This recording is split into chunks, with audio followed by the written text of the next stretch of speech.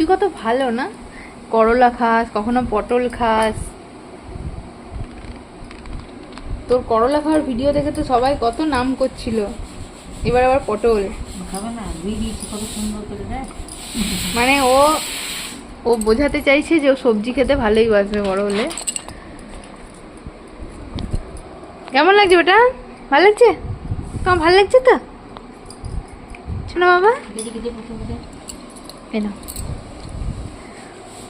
খাও, মনে হয় শুকে পটল খাও।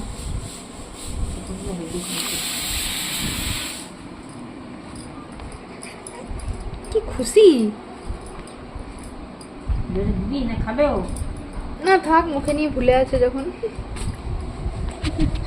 আর এখানে আমরা কাজ করছি বলে ওকে ঝুড়ির মধ্যে বসিয়ে রেখেছি সব খেলনা দিয়ে। পড়ে গেল না, এই না।